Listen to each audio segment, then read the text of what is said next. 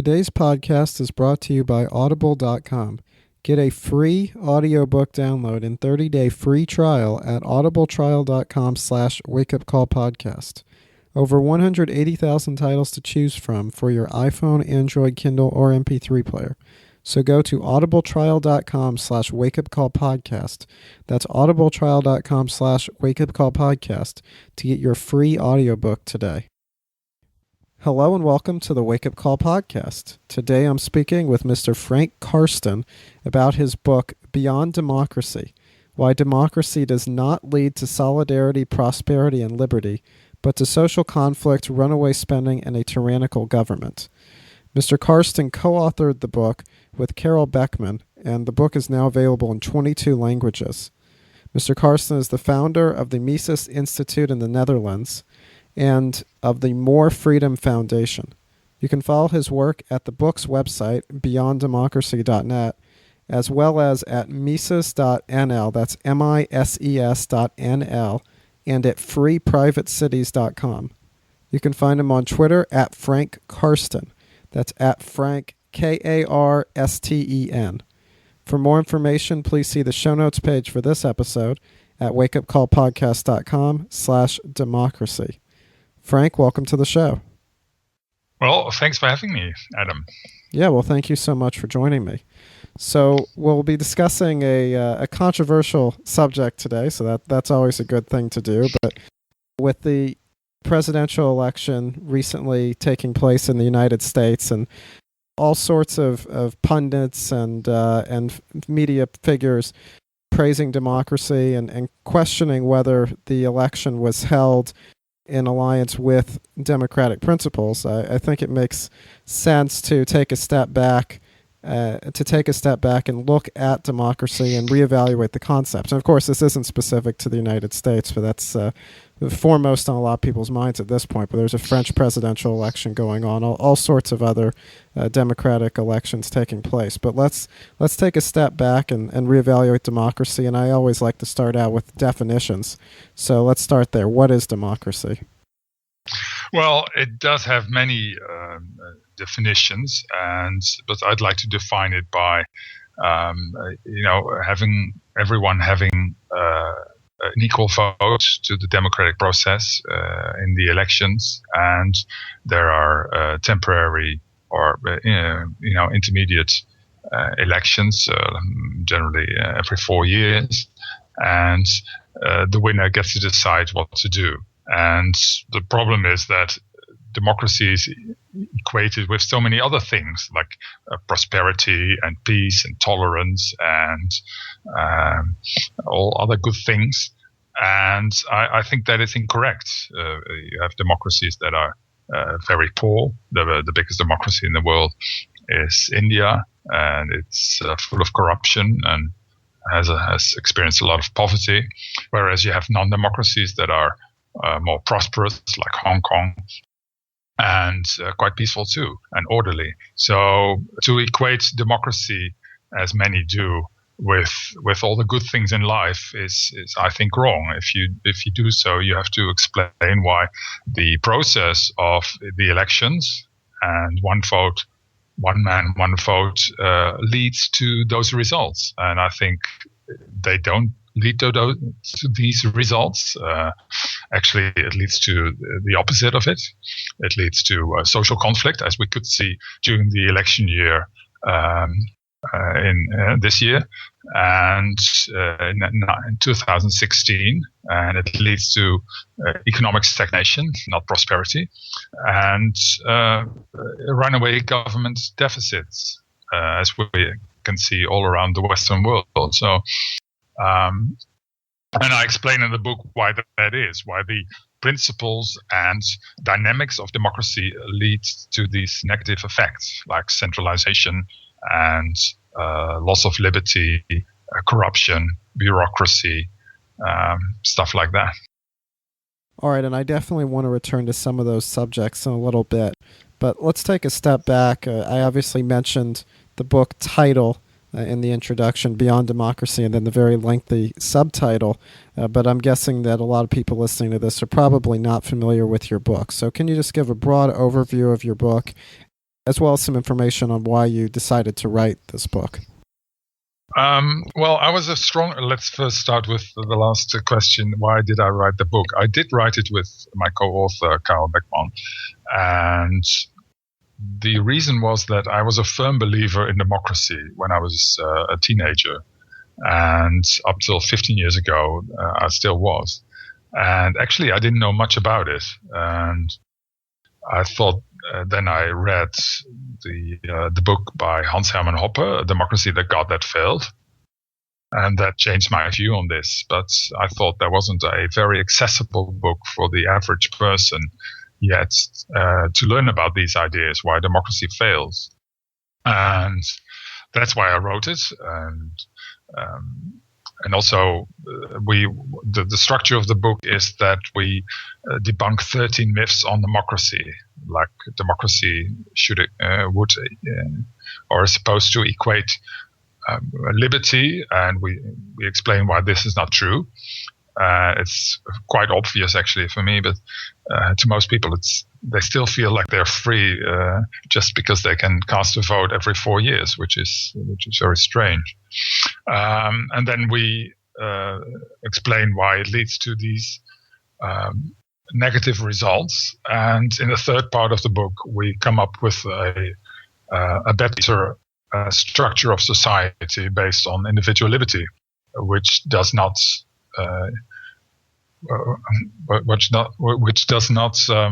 have a democracy in it, or an alternative that might work with democracy. But if you really want to stick to this system, then how to better do it? And I'm still not in favor of it. But since there are so many people that like to keep their democracy, and I don't begrudge anyone a democracy, I put in the book a few suggestions as to how to improve this current situation. Because there are some democracies that work, well, not good, but pretty okay, like Switzerland. And we explain why that is. Now, it seems like whenever the subject of democracy comes up in polite conversation or in more mainstream conversation, the concept and the topic are never to be questioned. It's just kind of assumed that democracy is the preferred system, and obviously you're dissenting from that. But why is it almost sort of a religious topic around democracy? Why can democracy never be questioned? Well, the thing is that people think that there's no reasonable alternative. People know that the great quote by Winston Churchill, who said it's the worst system except for all the systems that have been tried. And he also said about democracy, by the way, that the best argument against democracy is a 5-minute argument with an average voter. A few people know that he said that. But the problem is that it's almost religious, like you said, indeed, because they cannot see an alternative. And so they'd like to stick to democracy as if it's almost like, it's almost like a Stockholm syndrome. And people suffer from cognitive dissonance. So that they justify that which they cannot change. Right. And they've been spoon-fed this idea of democracy in the media, through politics, in education. And it's also wrongly, I think, equated with all the good things in life, like I mentioned before. So who can be against it? But now the cracks are beginning to show, and that's a very good thing. Sure. So what scholarly arguments are made in favor of democracy, beyond just sort of the general slogans that we hear from time to time? What does the scholarly work say in defense of democracy? Well, one was made recently. It is also a scholarly argument, I think. But it was mentioned recently by Hillary Clinton, who said that it provides the peaceful transfer of power, and I agree with that. And the other thing is, I don't know, actually. It's equated with peace and prosperity, and that everybody can have their say, so they feel very much a sense of participation. Beyond that, I'm not so knowledgeable on what the scholarly arguments are. I don't know. Could you give me one? I mean, yeah. Well, as we get into the myths, I'm sure we'll return to the subject, because I think a lot of the scholarly arguments, to the extent that they exist, revolve around sort of equating the people and majority rule for for the majority of the people as being good things and as being an expression of the will of the people and a form yes. of rule by the people. That's true. Another argument is also that I had to think about your question, but that two democracies don't fight wars with each other, which is generally true, I think. But it's also true that democracies love to fight non-democracies, as we can see with the United States, and they don't mind killing a few overseas, it seems. And so that's they herald the slogan, make the world safe for democracy. And the other thing is that they equate the people or democracy with the will of the people, which is of course not true. I mean, in the Netherlands we have 17 million people, and they all have different ideas on how to run the country. And of course these ideas have, are brought together into a choice of two or three at most, in general. So it's misleading to think that democracy is the will of the people, and there is no people that have one opinion, which is always a problem. And we can very clearly see this during elections, how there's enormous animosity between various groups. And I mean, I don't think I've ever experienced that like it recently happened in the United States. It was amazing. I mean, there was a lot of fighting going on and animosity between the different groups, and that's really remarkable. So I think all the scholarly arguments are not so very strong, and we can see now in the Western world that and I mean Western Europe and the United States and Japan, they suffer from economic downturn and from a lack of liberty and increasing regulatory burden. 99.5% of all laws didn't exist 100 years ago in the United States. And there is no freedom of profession. There is no freedom of contract in the United States, not freedom of drug use, for instance, or housing, or health care, or education. And this is all, of course, done by all these laws in the books. And the Federal Code of Regulation used to be used to be one book, but now it's about 200 books.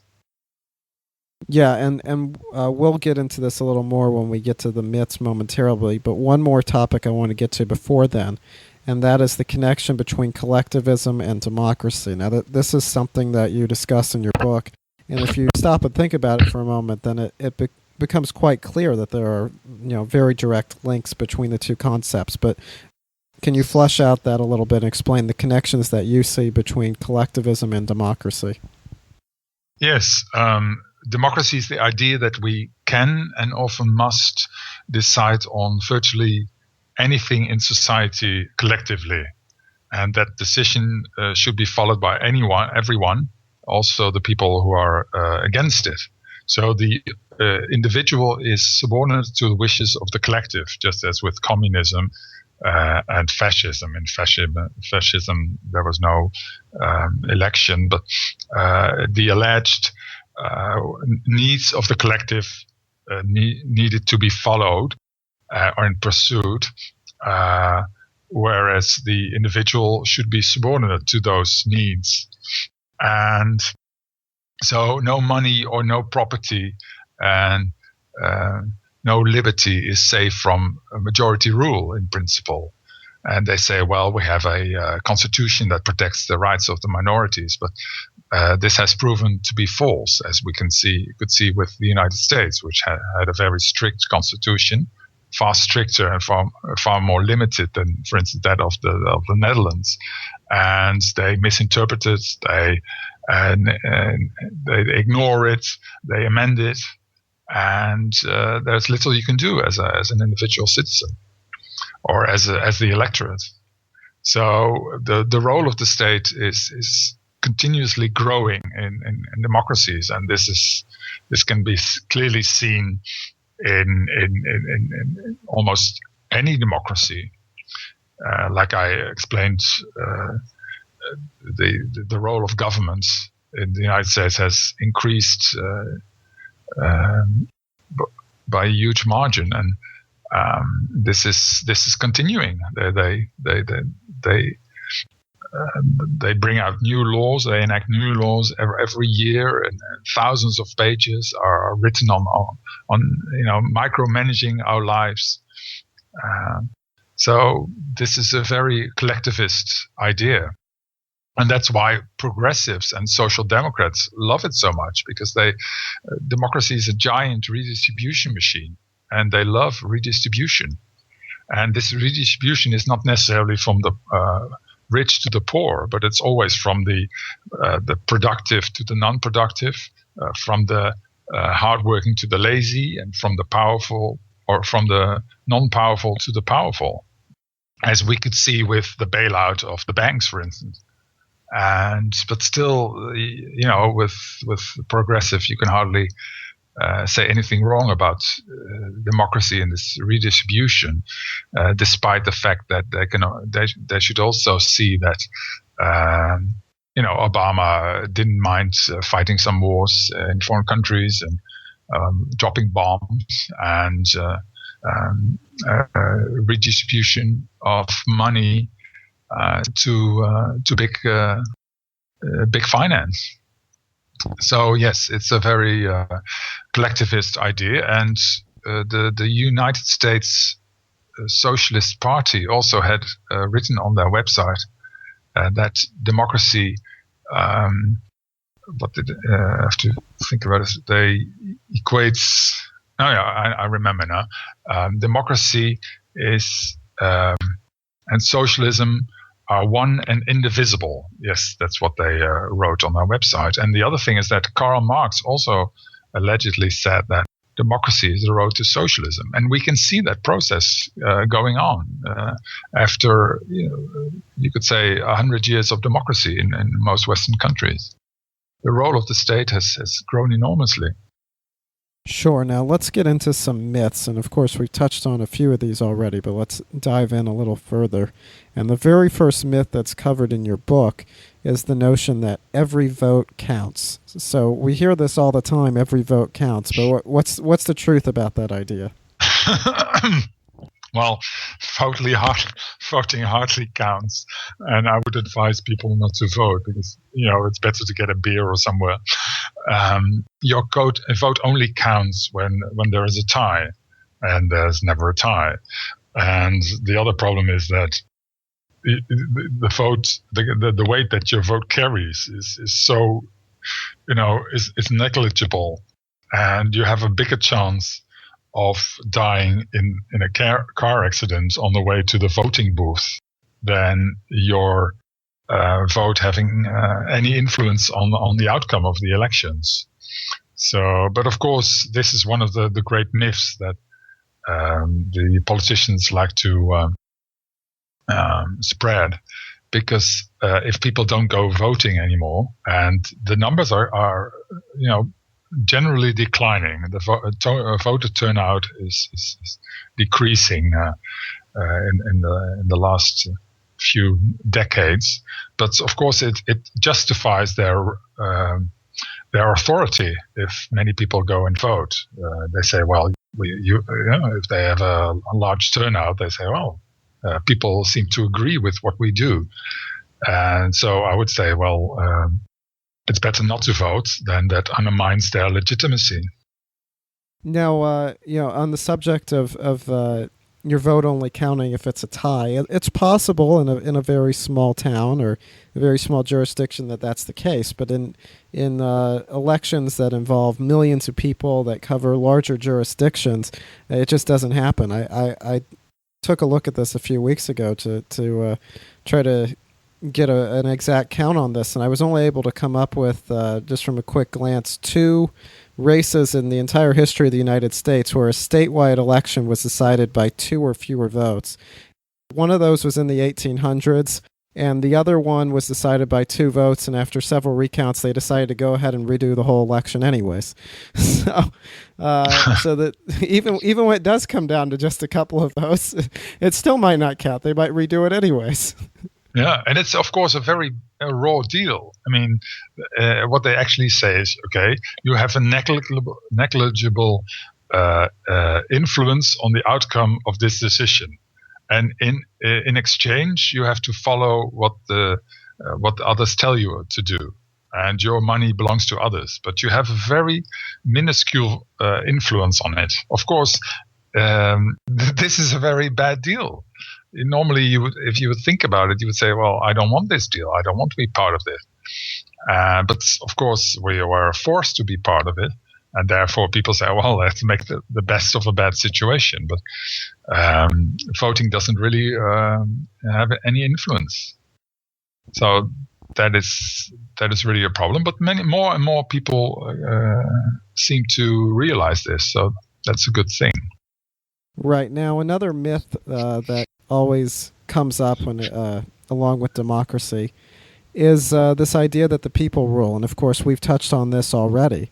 But it's not actually the people that rule. Of course, it's politicians that rule. But some would say, well, at least the people get to choose those politicians. They get to choose their representatives. So in at least in that way, the people sort of get what they want. So what's wrong with that whole line of thinking? Well, it's not a very good way, democracy, to steer or control or check on the rulers. They can get away with so much. It's you don't sign a contract with them, and they can break election promises with impunity. They can print money till no trees are left standing. They can enter into foreign wars with hundreds and thousands of casualties and trillions of dollars in costs, and they can get away with it. They don't even get a slap on the wrist, and they are of course far more beholden to lobby groups and their self-interest, of course, and I don't blame them. I think it's very important not to blame politicians, even though they do often they do bad things. But it's important because if you do so, then you think that with other politicians, if you would just have voted for someone else, you would have the right politicians. But it's very unlikely, and so it's far better to blame the game instead of the players. And yeah, like I said, they serve their self-interest, which I don't blame them for. And often, of course, they are not aware of it, that they do so. They really do think that they save the world and do a lot of good. But it's like voting. It's like on a chicken farm that the chickens can vote for a new chicken farmer.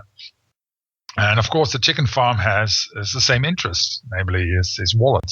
And he wants power, the politician wants power. And so it doesn't really matter who you vote for.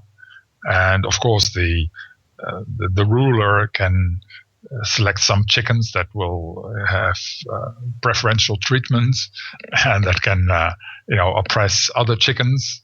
But in general, most chickens are not well off in a democratic chicken farm. So yes, it's not a good way to represent the people, and even if the people all have one voice, it's not a good way to control the rulers or politicians. Everybody, stop what you're doing right now and go to audibletrial.com/wakeupcallpodcast. That's because as a listener of the Wake Up Call podcast, you get a free audiobook download from Audible when you sign up for one of their free 30-day trials. And you get to keep your free audiobook regardless of whether you end up getting a paid subscription. And appropriate for today's episode, you can choose as your free audiobook Beyond Democracy by today's guest, Frank Karsten, and his co-author, Karel Beckman. Or you can choose from any of the other books that we've covered on the show that are available on Audible, or any of the history books, business and entrepreneurship books, mystery science fiction books, and more that make up the over 180,000 audiobooks Audible has to offer. To download your free audiobook right now, go to audibletrial.com/wakeupcallpodcast. Again, that's audibletrial.com/wakeupcallpodcast to get your free, did I mention it's free, audiobook right now. All right, so let's turn our attention to this idea that democracy leads to prosperity. And that definitely seems very plausible, because if you look at many of the more prosperous societies in world history, you find a lot of them in North America and in Western Europe, and a lot of these societies, a lot of these countries have either been democracies or have had very strong democratic tendencies and democratic elements. So why is the notion of democracy leading to prosperity, why is that problematic when at least on the surface it would seem to have a lot to it? Well, of course, we tend to look at the Western democracies, which are quite prosperous, and that is not due to democracy. We equate, correlation doesn't mean causation. And I think the reverse is true. Like I said, democracy is a giant redistribution machine, and so it disincentivizes production, whereas laziness and irresponsibility are encouraged almost through the welfare state, and more people are recipients of the welfare state also in the United States, but certainly also in Europe, where more and more government spending is directed towards the welfare state. And I compare democracy often to going out for dinner with a group of, let's say, 100 people. And in advance, you decide to split the bill evenly afterwards, or the tab.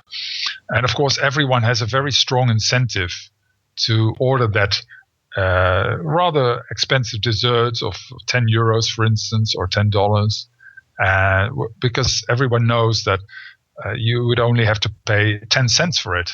And normally, you would probably not order that dessert. Or most people might not. But in that situation, you're almost an enemy of your own wallet if you don't, because if you economize on that particular dessert, then you serve other interests, the interest of the other 99. So. You want people tend to, and I don't blame them for that. People tend to put their personal goals on the collective tab, and the end result is that the final tab will be far higher than anyone would like, but no one is actually able to do so. So this is called the tragedy of the commons in economic terms.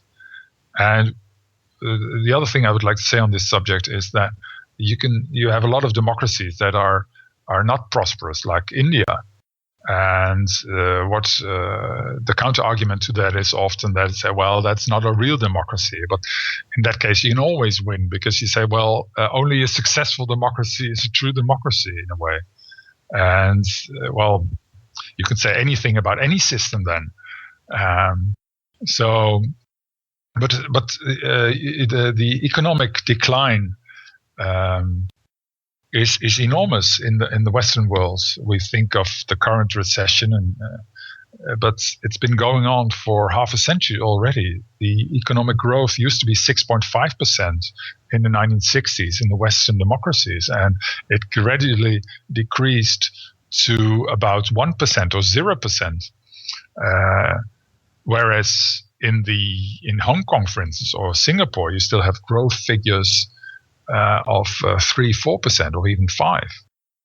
And this is due because of the enormous regulatory burden that keeps growing and keeps growing, mostly on the shoulders of entrepreneurs and companies.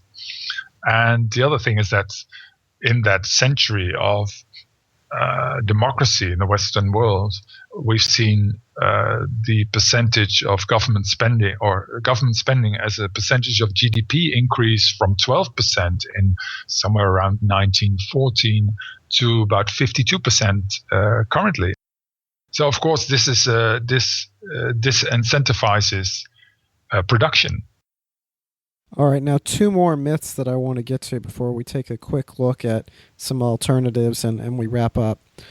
And the first myth that I want to look at, or the next myth I should say that I want to look at, is the idea that democracy leads to or is necessary for harmony and for freedom and for tolerance. Now, of course, we've mentioned what's happening in the United States right now, and how the democratic system perhaps doesn't necessarily lead to harmony, as evidenced by the discontent that is felt amongst different groups in the United States as a result of this most recent election. But besides that, what's wrong with the idea that we need democracy in order to have harmony and freedom and tolerance? Well, like you said, it was very visible during the last elections in the United States that it doesn't foster peace and tolerance. The problem with democracy is that it's a winner-takes-all game, and it's also, the winner can say one size fits all. So of course this is highly contested. This who wins. And both sides know that you just need a few extra votes to win. So they fight tooth and nail to get the upper hand. And so the problem is that democracy tries to, it diminishes the diversity of millions of individual choices to a few choices by politicians and bureaucrats. For instance, if democracy decides on healthcare, you get something like the Affordable Care Act, and this is a one-size-fits-all system. And the same applies to education. The more the government decides, and democracy is not so much power to the people; it's power to the state. And when the state decides on whatever, like education, it becomes a one-size-fits-all system. And of course, this leads to this enormous lack of loss of diversity in choice for people. So where once they could just vote with their feet and spend their own money on education, now suddenly they have to, write to their congressman or senator in order to see some change in the education their children receive, which is quite a detour. And this leads to disillusionment and frustration.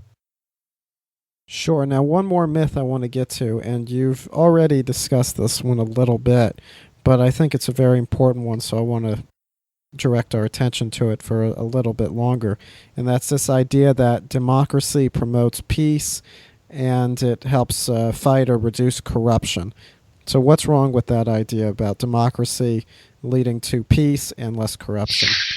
Well, the United States is one of the most powerful democracy in the world, and it has been at war like around 90% of the time since its existence, and they spent almost more on military than on all other countries combined.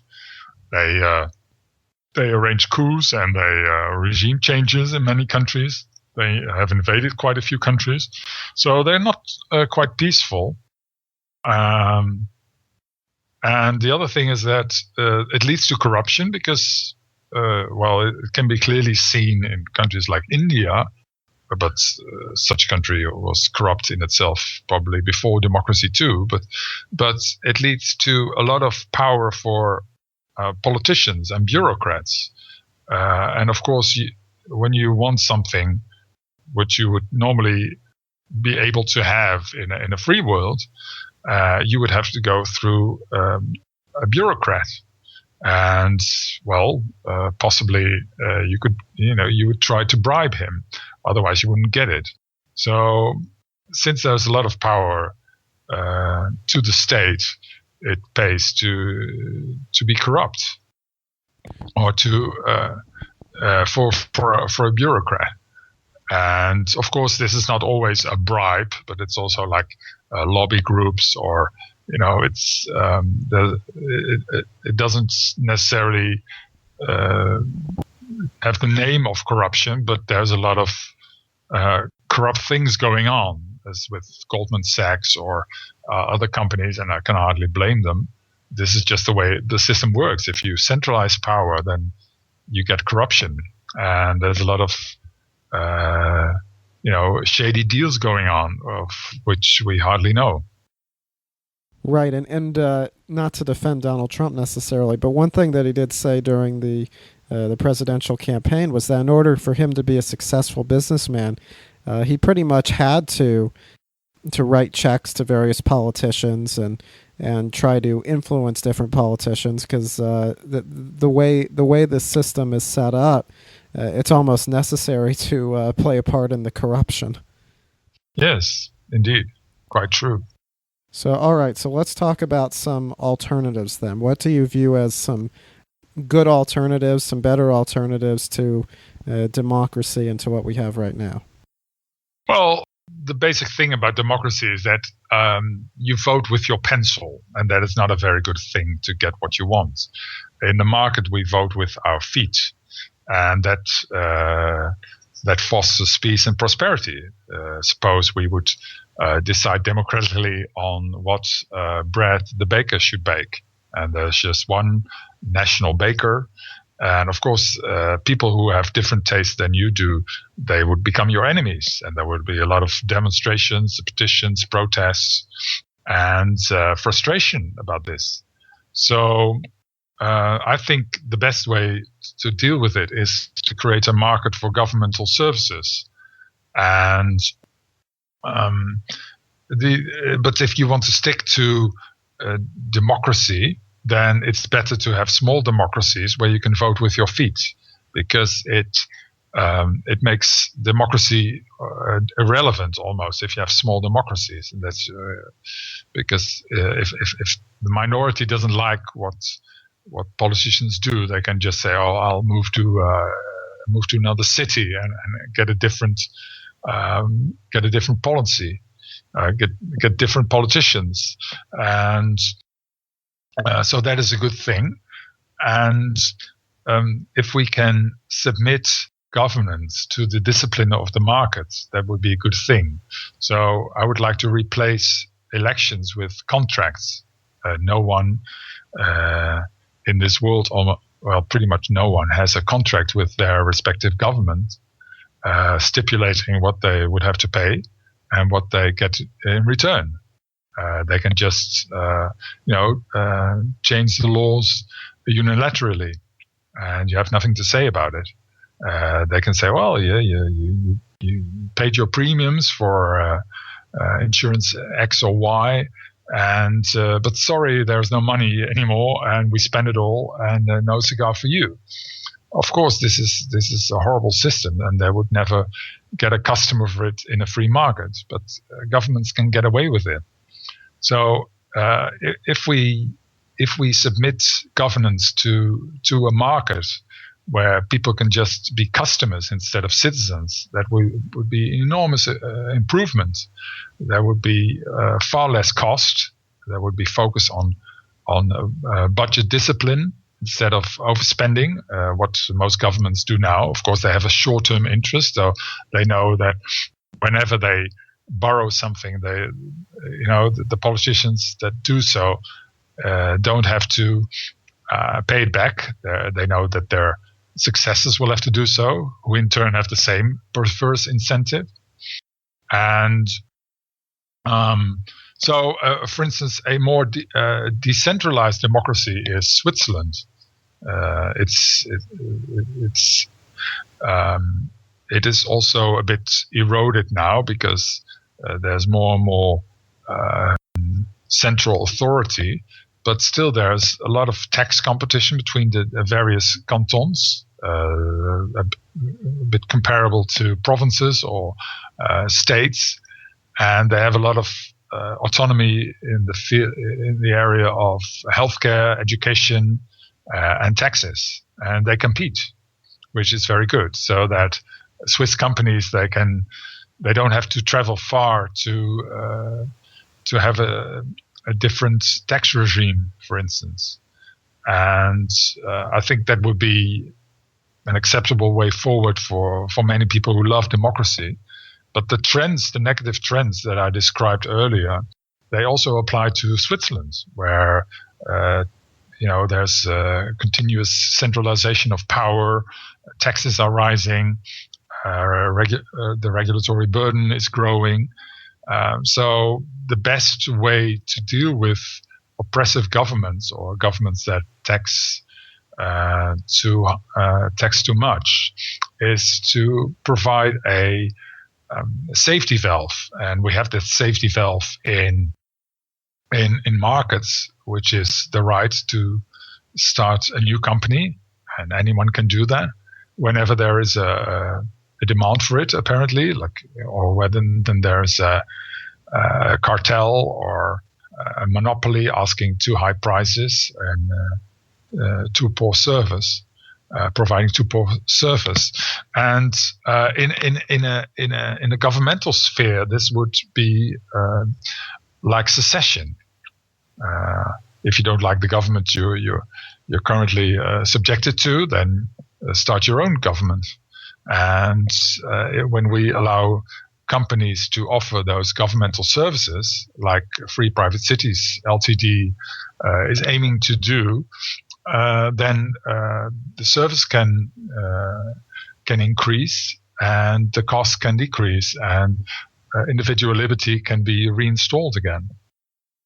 Yeah, and one of the very important points to make about the whole idea of decentralization and having neighboring communities and neighboring towns competing with different tax policies and different different welfare programs or whatever it may be, completely different systems of government, is that it's a lot easier to move to the town down the road that has maybe a similar culture and some similar aspects to your current community. It's a lot easier to do that than it is to pick up all your stuff and move to another community in a completely different country or on the other side of the world, for most people anyways.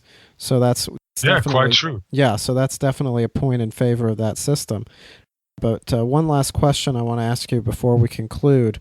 We've been talking about a lot of negative trends and a lot of reasons to be pessimistic and a lot of problems that we see with the current system.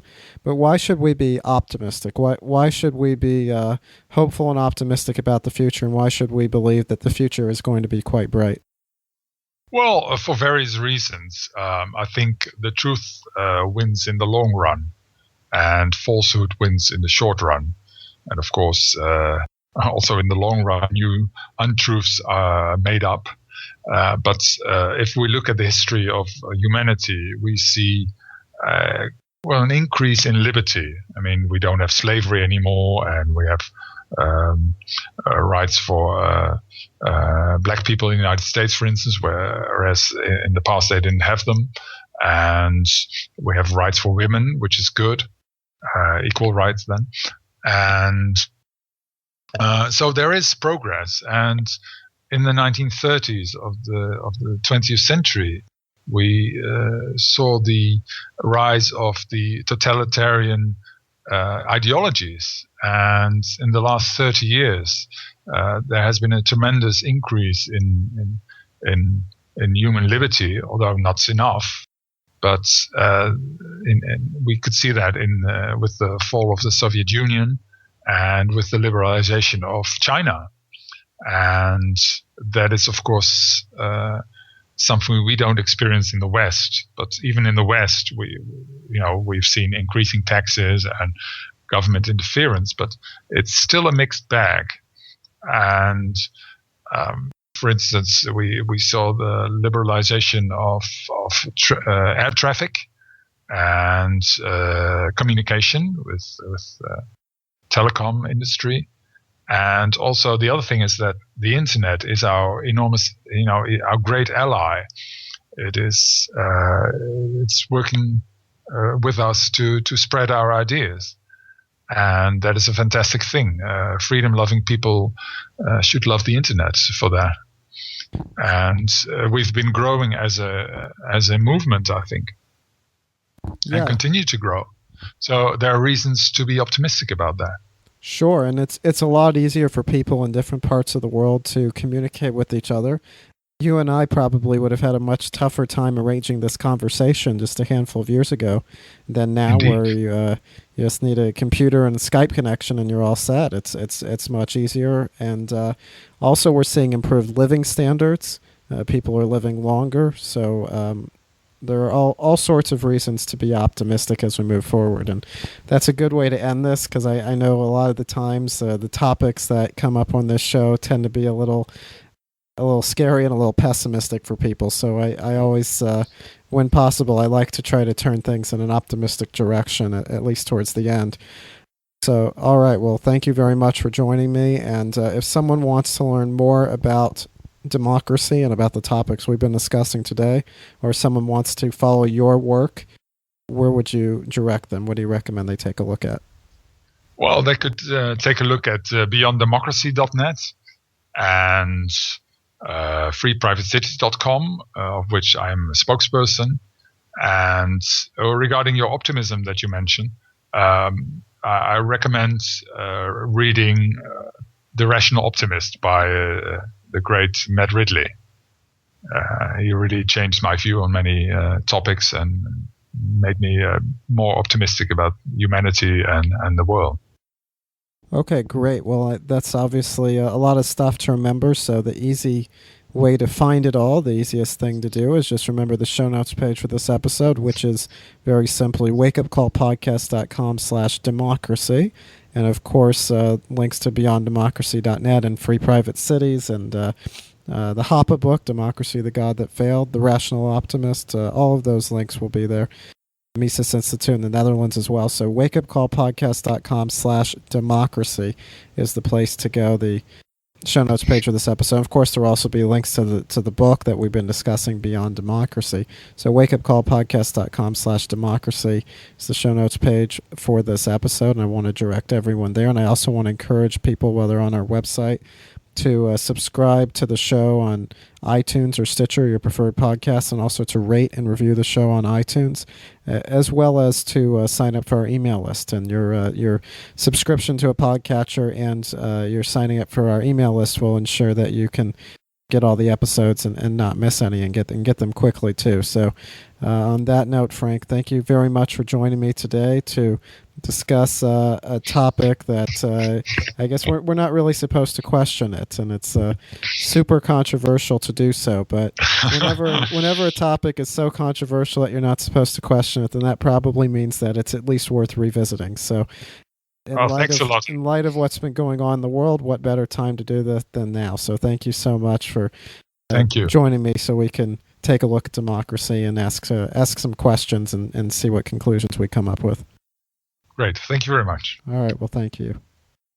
Thank you for listening to this episode of the Wake Up Call podcast. If you would like to listen to more episodes, please subscribe, rate, and review the show on iTunes, or subscribe on Stitcher. And check out our website at wakeupcallpodcast.com.